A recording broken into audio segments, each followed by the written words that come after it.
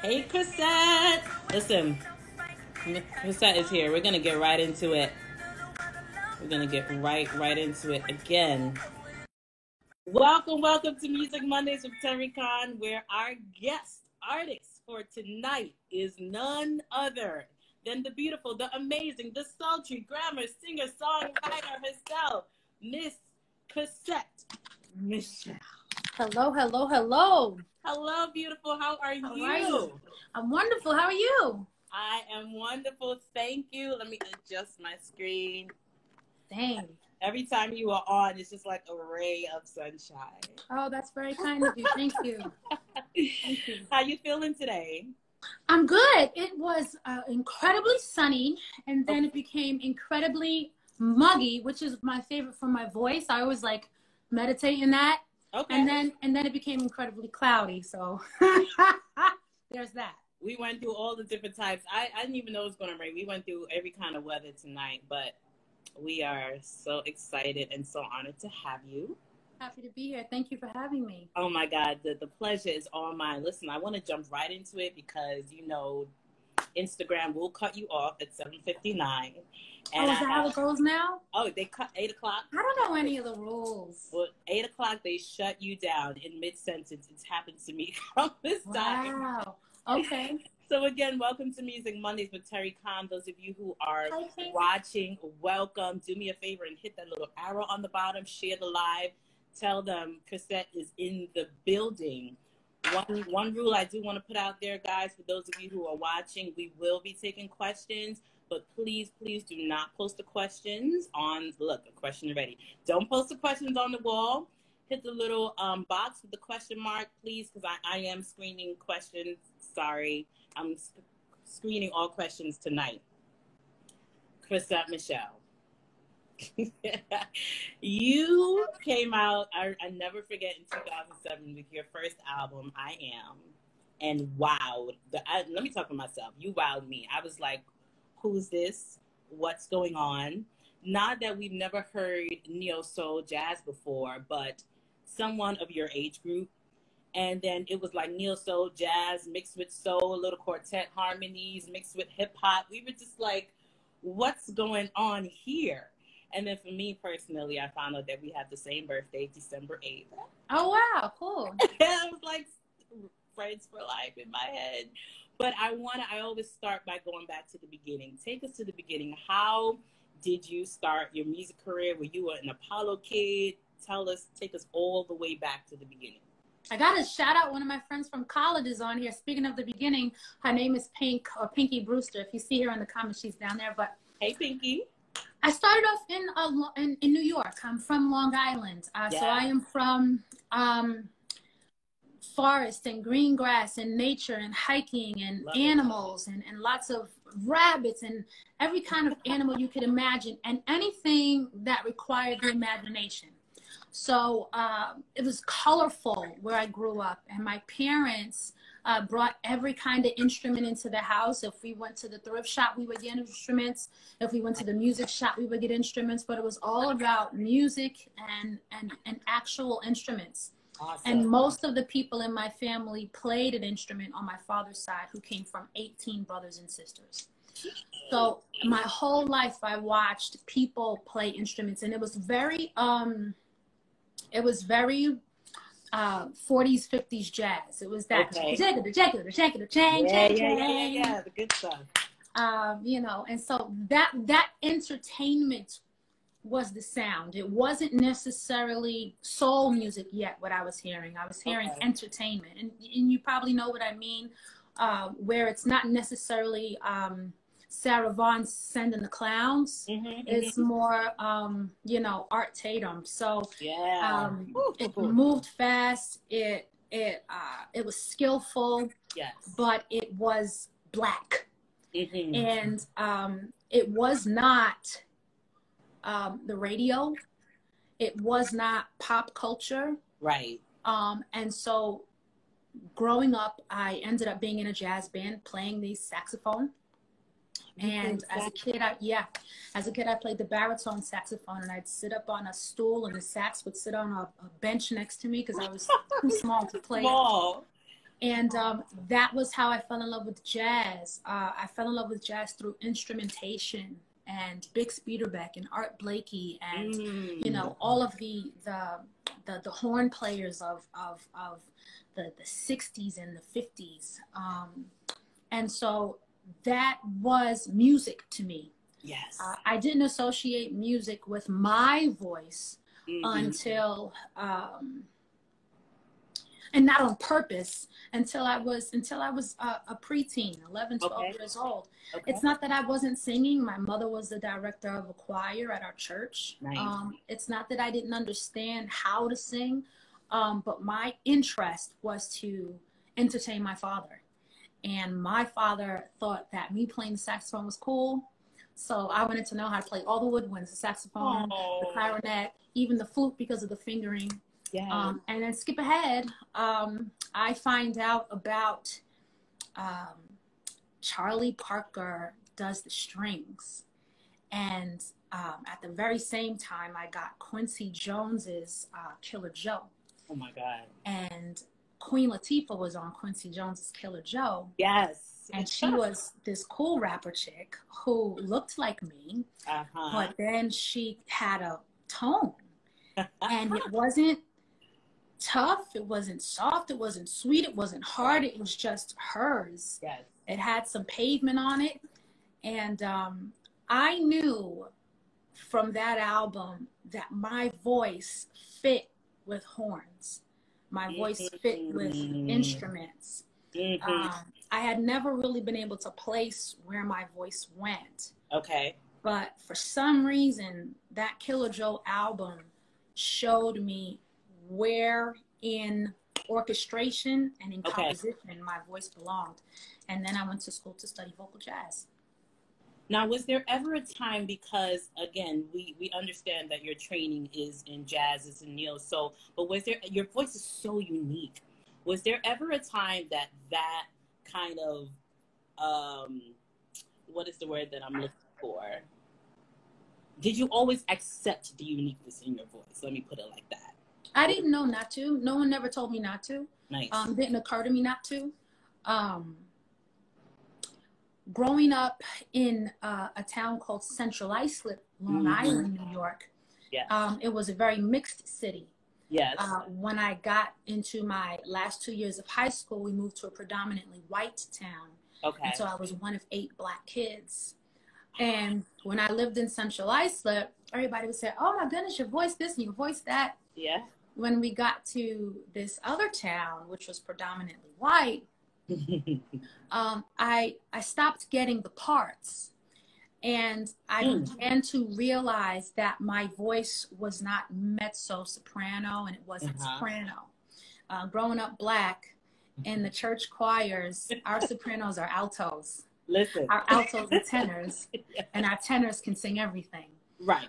So I never got a chance to exercise the top range of my voice until, and tell me when I'm being long-winded because I know we don't have a lot of time, but until I got into Donnie McClurkin's, started singing with Donnie McClurkin at his church.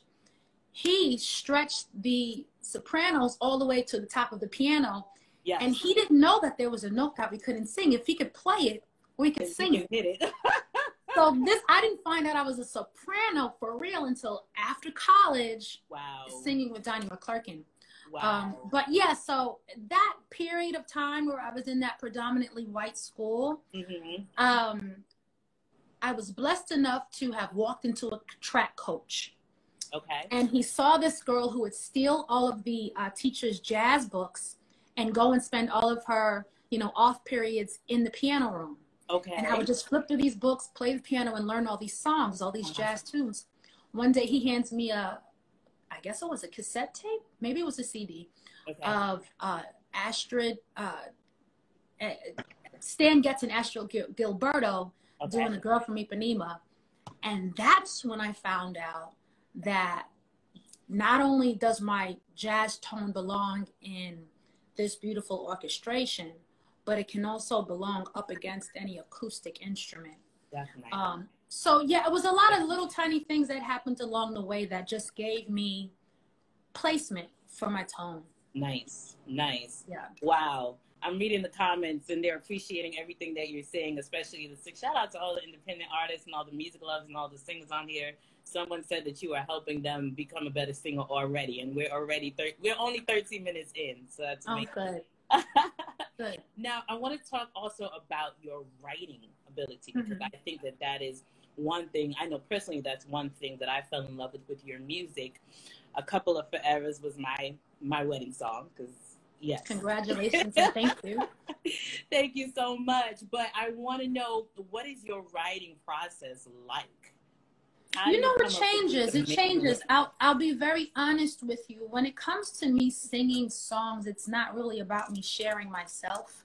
Okay. Me talking is about me sharing myself. So when I'm talking is usually when you're finding out about me. Singing for me is about bringing people joy. And so when I'm writing for people, I'm usually thinking, how is this going to uplift somebody? How is this going to make somebody feel? What mood am I going to put somebody in when I deliver these words? Yes. When I deliver these sounds? I'm about frequencies. I can, in my mind, see where music actually goes in the room, literally, not figuratively. And so I write and I think about people. So I'm always thinking about who is going to hear it. When you're signed to an R&B record label, but you've never really studied R&B until you got to the record label, you go in and you study it. And you study what the people love, what they gravitate towards, what makes them feel good.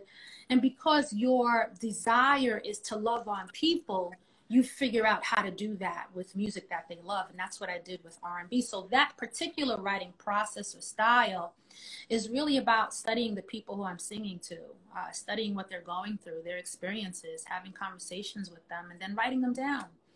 I know what men like. They tell me. And I sing the notes that they like. They like the crooning sounds and the sweet sounds and the high notes and the slurring. Yes. I know what women like. They like to feel empowered in the R&B space. So I'm very aware of that. And so in the R&B space, I write by listening. In the more soul space, the Best of Me space, the Your Joy space, yes. and that kind of, I have a song called Get Through the Night.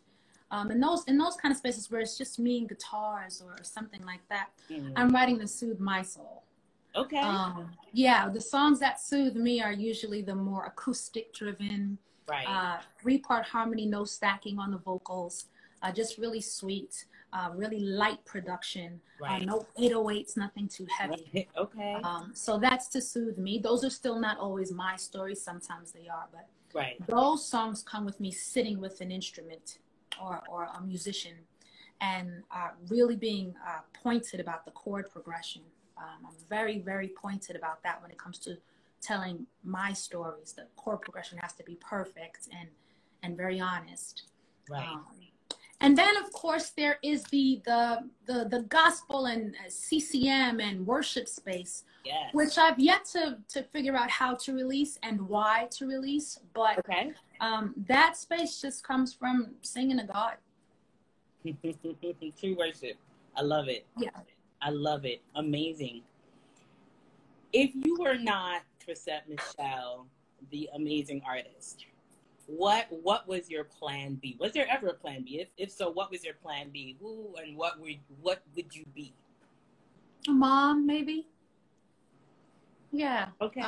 Chrisette Michele didn't get around to the family thing. I didn't really get enough time or I didn't give myself time to really focus on love and okay. relationship with a man. Okay. I have a lot of relationships with my family.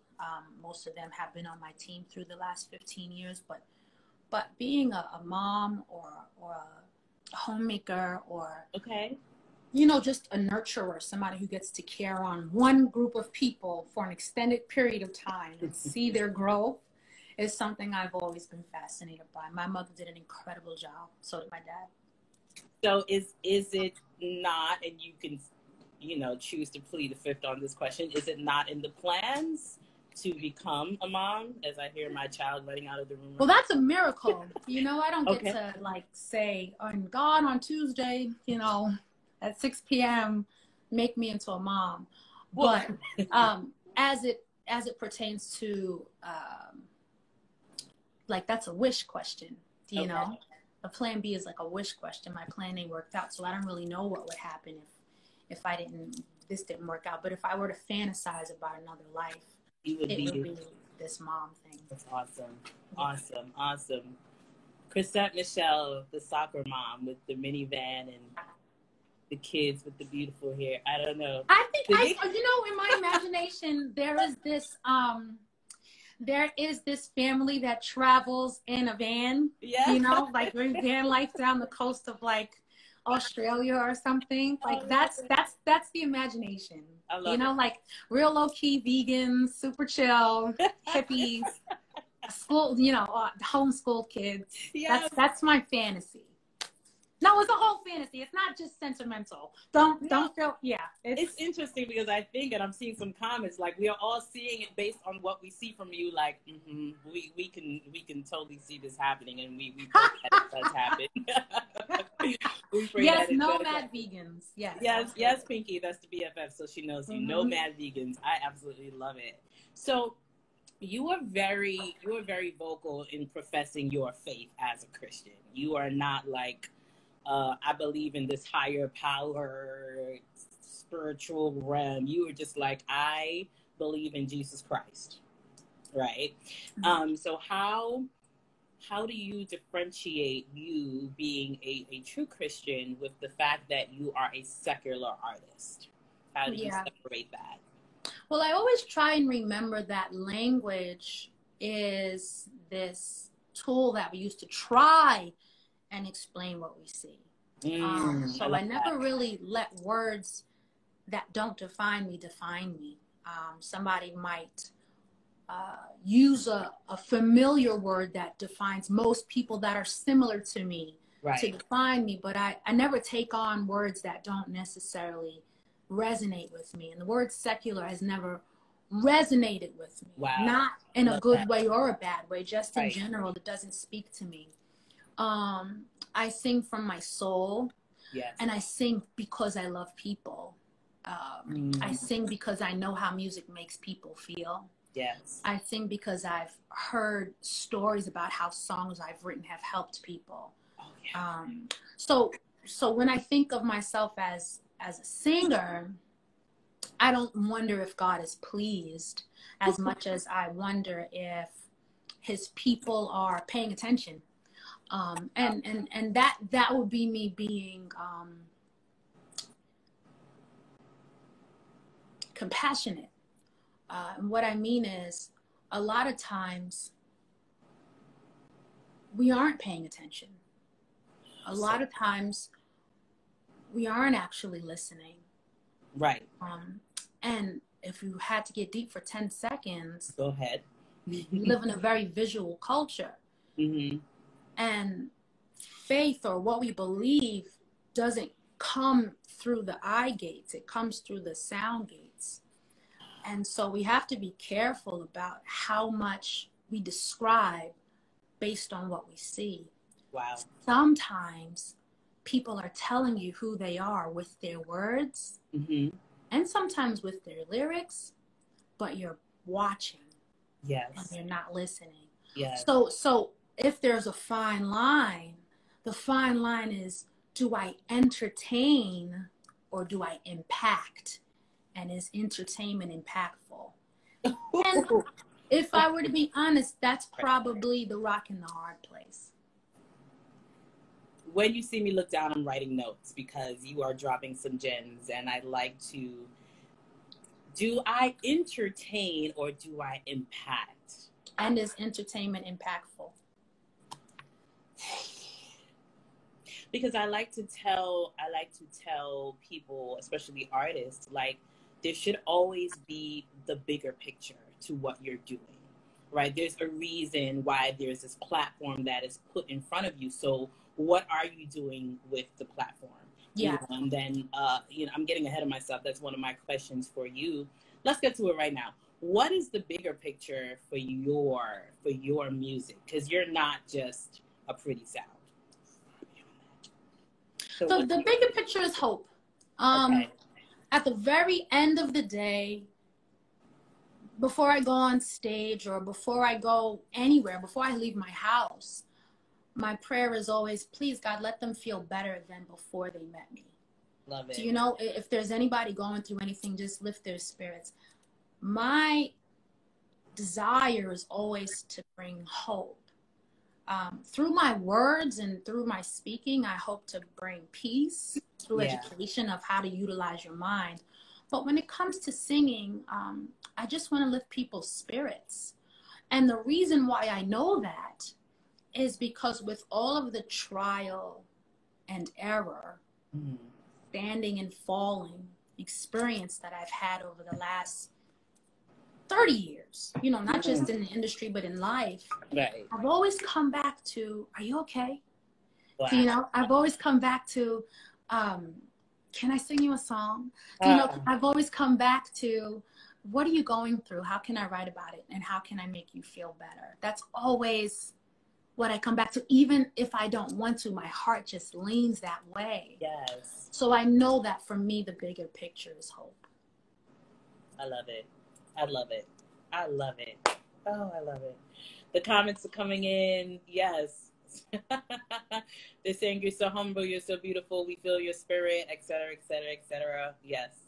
So simple and beautiful. Yes, she is. Chrisette, so we, you know, I was very clear before when people knew that I was interviewing you that this me interviewing you was bigger than talking about a 45 situation. So we're not getting into that tonight. Sorry, everyone. But what I want to know from you regarding that situation that we're all familiar with is, what was your takeaway? Because that's bigger than what actually happened. What happened was in the past. I want to know how you were able to overcome that and what were the lessons that you learned from that time in your life? That time in my life was a time in American history. And I try and make sure that I don't separate myself from the world around me when I think about my experience in that time. Mm-hmm. That time in my life was a time of a country shifting madly and fear being the driving force, fear being the popular thought. Yes. And wanting to break that ceiling, wanting to find another thought, wanting to think something else, wanting to feel hopeful. Yeah. And so that period of time was a time where I learned that I am always going to be fighting for a way to say we're going to be okay. Wow. But the lesson that I learned is that I have to be really careful with where I stand. Peace is a thing that you can make and you can bring it with you wherever you want, right? Mm-hmm. But if you bring it to the wrong place, it can backfire. Oh, yes. Because darkness can't comprehend light. Light sure can. So the problem with bringing light to a place where it can't even be comprehended, wow, is whatever your good intention is, it'll be unseen or unable to be understood. Wow. It's not that you didn't say a nice thing, do right. a nice thing, wear a nice dress. But my mother always said, Chrissy, you got to have more than good intentions. And that's a low blow, right? Yeah. But it's true. You can't just say, well, I wanted this to happen. Right. You know? So I think that as far as one takeaway, because that was a very sordid and complicated experience. Mm-hmm. But one takeaway was, you know, when you carry love, when you carry peace, and you walk into a city that doesn't understand it or comprehend it. I was talking the other day, I said, you have the you can pick your peace back up and put it back inside. Wow. And keep walking. You can dust your shoulders off, dust your feet off, put your shoes back on. Wow. And keep walking. Wow. It's not the time, I learned, it's not the time for self-defense. Mm-hmm. It's not the time for vindication. Mm-hmm. When people are broken, it's not the time for you to explain why they broke you. It's the time for everybody to simmer down. And that takes time. It takes time for an entire country to be untraumatized. And it's been 4 years of trauma after trauma after trauma. So I, as an individual, can't make that entire world of an experience personal. I have to insert myself into the country that I live in and recognize that this is a shared trauma that we're all dealing with very differently. Some of us 3,000 miles from the other person. Yes. And there aren't many words that we all collectively understand. So I learned not to take everything personal, and I learned to wait, and to wait on God. And I learned how to get really quiet and reevaluate. Yes.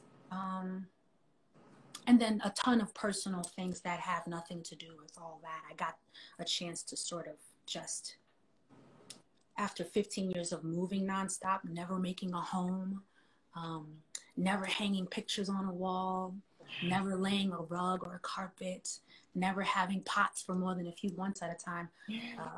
I've gotten a chance to sort of figure that whole thing out. So that's been a welcome respite. But I think there's a lot of misinformation, and we won't go into it. No. It'll take hours, but there's a lot of misinformation. But the main thing, I think, is that I'm not by myself. I think when we're upset and we're embarrassed and we're disappointed and disenfranchised, we just want to be in isolation. I had to figure out how I still relate to my community, and that was difficult. And I think I can speak for everyone to say that you did a beautiful job with that. You know what I mean? With overcoming and with coming back, you know, amidst the adversity. And you said something so profound. If I were to summarize what you were saying, you overcame in your stillness, right? Being still, pressing pause, being still. That word overcome always worries me. Okay. Because we're never finished. I hadn't overcome before that. I was finishing up old trauma before that. So there's always something to do, to work on. The joy and the gift of having to overcome is realizing how strong you are and what you really believe in. I really believe in the mind renewing power of Jesus Christ. I really know what it means to lose your mind and to get it back. I really know what it means to seek God first and all things be added to you. None of that can be given to me by a person. A sound mind, peace in my heart. I can't blame anybody for taking that, and I can't blame anybody for giving that to me. So those experiences, if my dog died, I would have had to figure those things out. Right. That experience was traumatizing to anyone looking, but I needed to learn who God was anyway. And so I always say people introduced me to God. So thank you. People introduced me to God. Thank you. That's the last song I wrote. You introduced me to God. When are we? Yeah, and it wasn't that I'd never heard of him. Right. You know, it wasn't that, but it was like, oh wow, I didn't know he was that big. I mean, I knew he was big, but I heard old ladies. You hear old ladies' testimony service like, "Child, I lost my mind in 1957." You say, wow, that sounds terrible. Right. And then you lose yours. You say, let me go listen to that testimony again. How did she get through that? I always say, it's like the church cliche, giving honor to God who's the head of my life. I thank God for the activity of my limbs. And until you have been through that yourself, yeah, you introduced me to God. Thank you. That is your response. I had to write that down, Cassette. You a preacher? Are you a preacher on the low? Are you about to drop? Everybody in my family is a preacher. I don't know that I would call myself such. I'm just saying I would attend your church. I'm just putting it out there. If you decide to go that way, Actually, you know, I did spend quarantine creating something that I'm going to be releasing in July. I sort of told you, but I didn't tell you all of it. But I'm really excited. So, ladies, stay tuned because there is a space that I created for you all, so we could sort of come together and just, you know, sharpen each other. I'm here for all of it. Ladies and gentlemen, thank you for being such an amazing audience. I'm reading the comments. I'm seeing all of the questions. If you have come in late, we are taking questions, but please do not post it on the wall. Hit the little box with the question mark. I see that we do have 16 questions here so far. The interview is ending at 8, so if I do not pick your question, that means that she already answered it. So please go back and look at the replay, or it may not be appropriate. I am screening questions. I'm sorry. But someone says... Just in case anybody has a pen, I want to tell everybody I have a website, ChrisetteMichelsWorld.com. Yes. So I just wanted to say that while you're telling everybody about to put their question. I know sometimes when you say ask a question, people are like probably typing really fast and hoping that you right. But yeah, ChrisetteMichelsWorld.com, and I have a book there. It's free until July 4th. It's called How to Hear from God. But it really kind of helps to sum up just how I got quiet and sort of was able to listen and hear. Love it. Beautiful. Beautiful. I love this question. Someone asked, what do you want your legacy to be? You know, when I first got started, I always answered that question and said, I just want people to know I was a lady, right? Yeah. And I felt like the value of femininity and ladylikeness and etiquette was kind of waning. Class, and that I was hoping that it would stay alive at the time. But at this particular moment, right now, I want to be known as a peacemaker. I'd like that to be something that people say about me. She created peace. Chrisette Michelle, the peacemaker. And before we get to the next question, I actually wanted to ask you, because we've seen that you have evolved into this new person, right? Physically, spiritually, mentally, it looks like you have evolved. So I want you to answer these 3 questions for me. Definition. What is your definition of peace in this new place that you're in? What does I have to be honest with you. Again, I know I do this a lot, but I promised myself that from now on, I would try and answer fully. And the only way I could do that is if I do what I'm about to do. Go ahead. I've always been spiritual this way. This is not new. Okay. I've always been, my friends in college knew it. My friends in high school knew it. I know. But what I haven't always done was felt like no one would know it. Okay. I never realized that if I didn't say it, nobody would know. Right. And when I began to realize that we are in such a visual industry that people are only looking, and if you don't say it, then they don't hear it. Right. Then I decided, wait a minute, we have all these platforms that we can share our truth on. Mm-hmm. Why don't I start in the captions? Right. And 1 year ago, I just got brave enough to say what I really think. Okay. I was petrified. And so I put it with a picture. And I just kept doing that for a year straight. And all of a sudden, people told me I was evolving and turning. And I just said, wow, people don't know what they're looking at. And you can't assume that they know what they're looking at. So peace, to me, means a sound mind. It means that you've abandoned or made a full 180 from your own natural ways and decided to be a disciple of God's ways. The only way that you get to do that is by repeating over and over his mind or his words to your mind. So that repetition, that constant who you are-ness that resonates in the mind is my peace. The accuser of the brethren continues to try and remind us of what we've done. Right. And so as we continue to repeat who God says we are now, we obliterate those untrue thoughts. We have peace. So for me, that's what peace is. And I know what it means to have ADHD, rapid thoughts, and think really, really fast all the time. So I get it. Peace is a hot commodity. I love it. I love it. Joy. Your definition of joy is that, I mean, I am loud. I mean, if you can't see all these just bright pictures everywhere, I love it. Really extra. My carpet is hot pink. Joy, although I get it, it's, you know, how we feel in the midst of the storm.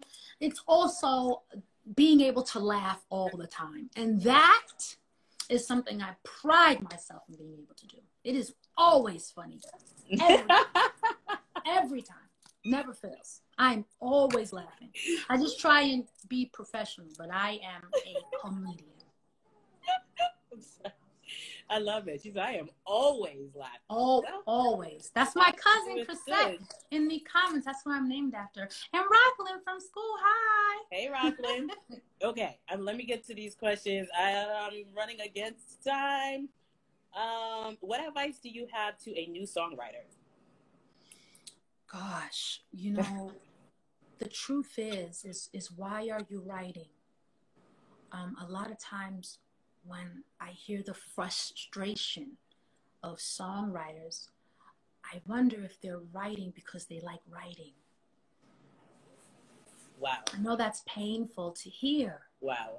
But do you like writing?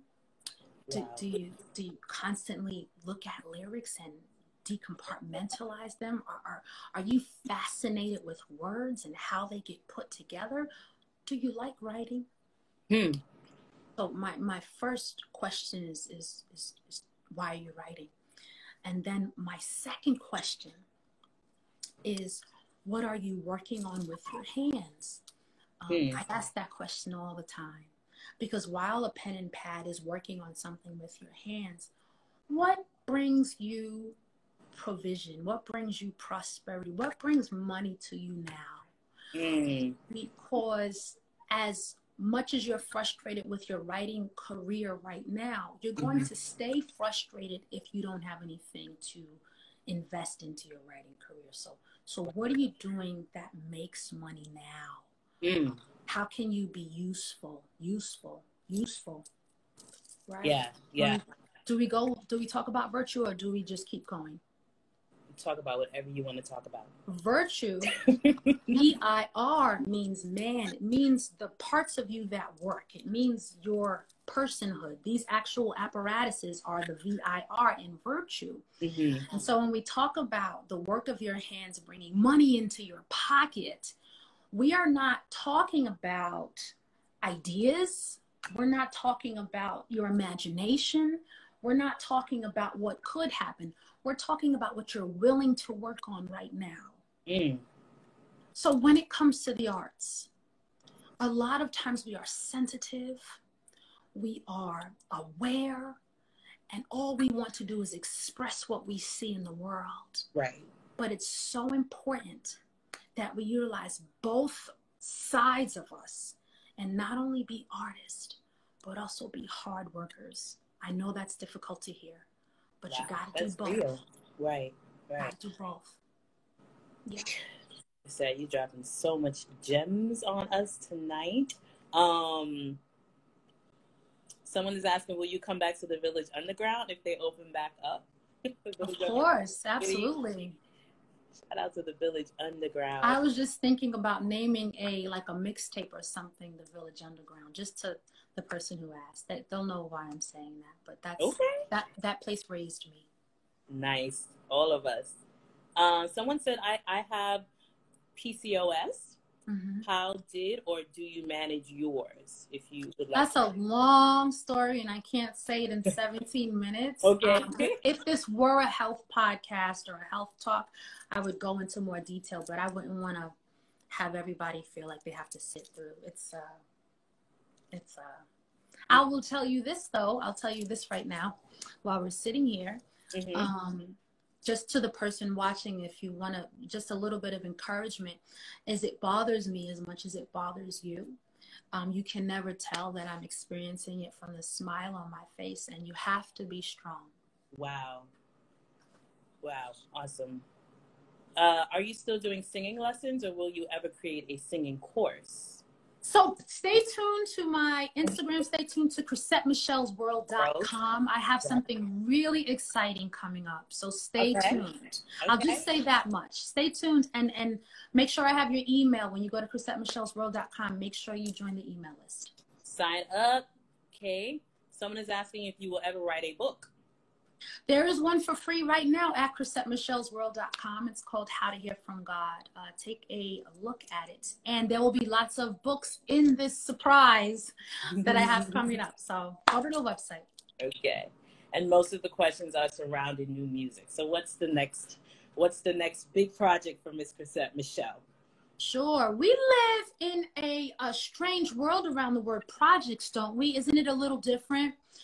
We have EPs.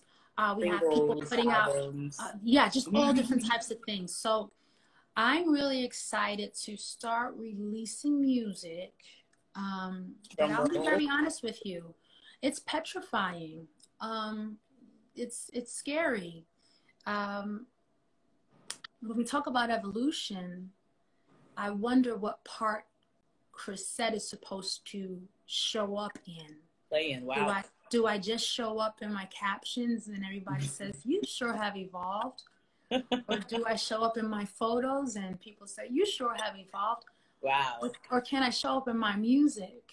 And will people welcome evolution? I find that when your art changes, people can become all kinds of ways. So I have songs. I gotta get brave. So are you, it's more of a timing thing? I gotta get brave. Okay. Nope, I gotta get brave. Okay. Yeah. Well, and I think it's that simple. So I think I'll know as I begin to release little moments, and as I have to warm up to people in the same way people warm up to others. In the same way that you go to a party and you wonder what table to sit at, is the same way that when I put a song out, I'm like, it's not that I'm inconfident. It's just I'm scared. So I don't think those are the same thing. And so that's what it is. I'll be putting out some feelers though. Stay tuned. I really appreciate your honesty and your transparency with us.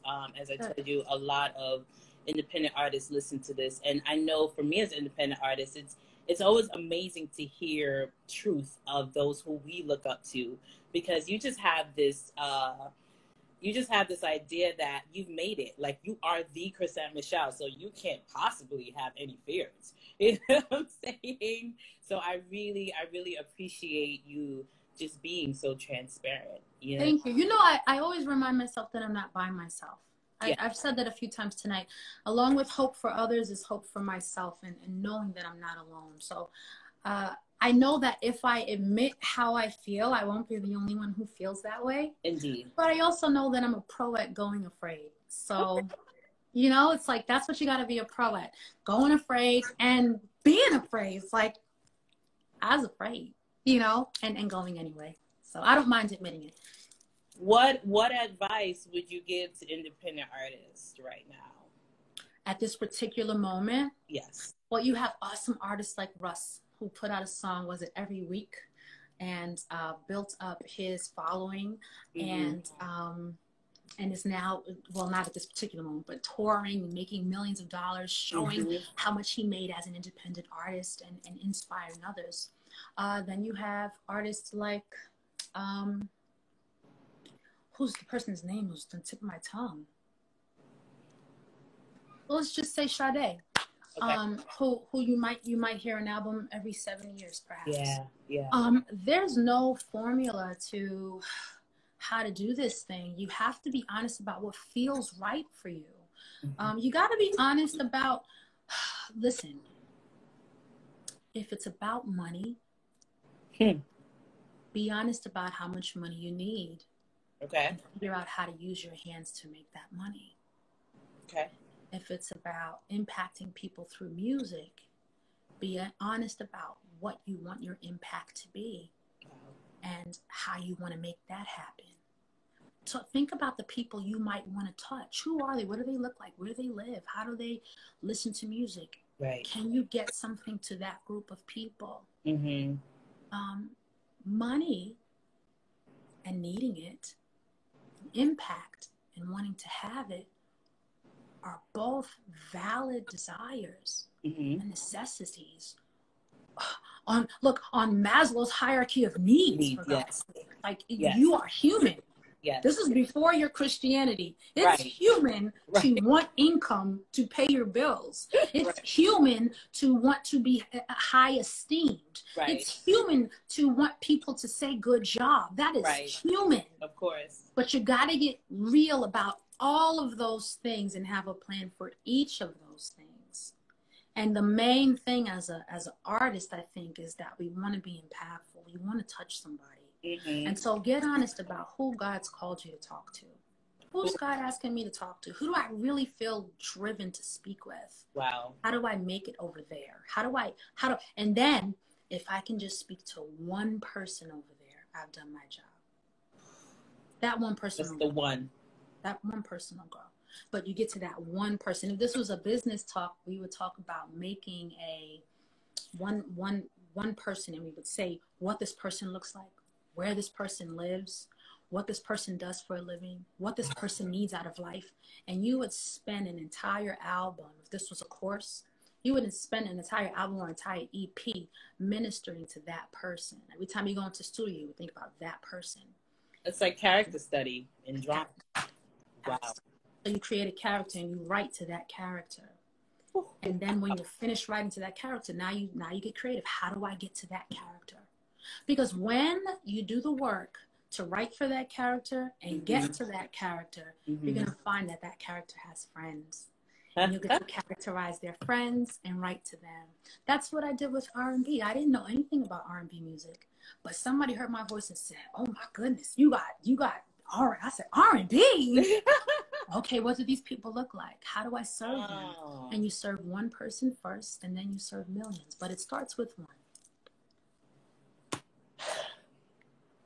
So good. I'm trying to get to everybody's question. We have a few minutes left, and Miss Michelle is going to sing for us. Okay, we know that you've done quite a few collaborations with some artists. Already someone is asking, who do you desire, like who's on your bucket list to work with next? I know a few. Oh, my cousin. Hi, Tab. Hi, cousin. You know who I've been thinking about lately is Shantae Khan. I just love her. She's my cousin in my head because we have the same last name. But she's amazing. Is she amazing? She's amazing. And one of my close friends did a song with her, and I was not invited to the session. By the way, y'all. Awesome. Yeah. Is there anyone else? At this particular moment that I can think of? Not that's been on my mind. Okay. She's been on my mind. Yeah. She's been on my mind. I just want to let you know that in light of what you said about your fear in putting out projects, all of the comments have been saying, please go for it. We are waiting. We love you. So I'm sure you know this, but just to reiterate that there's so much love that you have from us. You guys, listen, you got to understand, there's been times in my life where the love that you show didn't exist. So I appreciate it. So I just need to say that just in case anyone's wondering. I appreciate it. Thank you. And I'm not just talking about any one particular thing. There were times me and Rick Ross had a beef, and people, I got ripped to you just announced hip hop. How could you? You know, I did a reality TV show, ripped to shreds. So, you know, there are ups and downs. So I appreciate the love. I love you, Chrisette. I just want to talk to you once a month on my cell phone. Okay. I want let them know. I'm going to ask just one more question. I'm going to look through them real quick, and then we just want to hear you sing. We just want to hear you sing. What is your most proud moment in your career? Most proud? Oh gosh.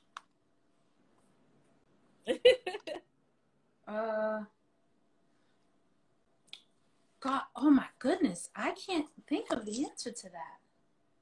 One of the coolest things I ever did, Erykah Badu is my fave. Human. Yeah. So I mean, anytime I've stood next to her, it was pretty awesome. Oh my goodness. Oh, you know what was really awesome? Tell me. So Barack Obama was our president. And he invited me to sing, to open up for him, I think twice. Oh my God. And then one time he invited me to come to the White House and sing. And his family was there. Oh wait, I have two cool moments. Another time, the great Michelle Obama came to see me perform at a little tiny place, and I didn't know she was coming. And there was all the security outside of the venue, and I was like, oh my God, I'm getting really famous. and lo and behold, she's sitting in front of me while I singing. We took selfies in the backstage, but it was like a hole in the wall little spot. You wouldn't have expected, but that was what it was. Anyway, so I'm at the White House and I sing these songs, and the room is tiny, and we almost finished the set. The set is done. Everybody's got on tuxedos, and President Barack, at the end of my set, he goes, can you just give me one more? Can you just give me one? Come on, I'm the president. Wow. And I was like, of course. And he sang every word to the song. Isn't that cool? Let me tell you something. I know you just low-key told off some people, right? But if Barack Obama loves you, it doesn't matter who else does. If Jesus loves me, because the great Barack. Top right, look, Jesus and Barack. Top two. Forget everybody else. Oh my God. Look, top two. Wow. I know. Woo, that's amazing. That was so fun. That was really fun. It took me a minute to think, but that was a fun one. Awesome. It was just cool. It was like, just to be honest with you, it was like, we are black right now. Right. You're the president. And you're really black. Love it. Yeah. Things that don't make the news. Yeah. Wow. You experienced it. Wow. Yes. Chrisette, I cannot formulate the words to say thank you enough for allowing me this amazing, amazing opportunity to sit and to speak with you and to glean from you. You are so beautiful inside and out. You are always my fave. And everyone on here appreciates, yes, an Erykah Badu collab will be dope. So yeah, that would be cool. Right? In the remaining 4 minutes that we have, thank you also for agreeing to bless us. Give us a little 16 bars of that. I have a song that I wrote in 2010 from an album called Let Freedom Reign. I'm going to sing a couple of lines from it. Okay. Just for the lyrics' sake. If there were no, snap your fingers, record labels, no radios or TVs, no magazines, no MTV, no channel E to see. Would I even tell my story? Would I even sing my song if nobody sang along? Would I take the time to write it? Would I say what's on my mind if nobody sang along? Oh, if nobody sang along. Would you still sing if nobody sang with you?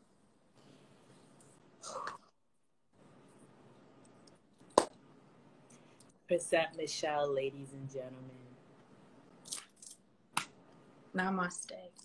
Thank you. God bless you. We love you so much. Love you back. That was a lot of fun. And this was the first interview that I welcomed for the entire quarantine. I took myself off IG and everything, but I said, you know what? She seems safe. So thank you. Now you're going to make me cry. And I was trying to. That DIY was eyelashes, so please don't do that. Thank you. You're welcome. I'm honored. Thank you, everyone who has tuned in. Join us every Monday, 7 p.m. IG Live for Music Mondays with Terry Khan. God bless. Thank you. Bye, guys. Bye-bye. You're welcome.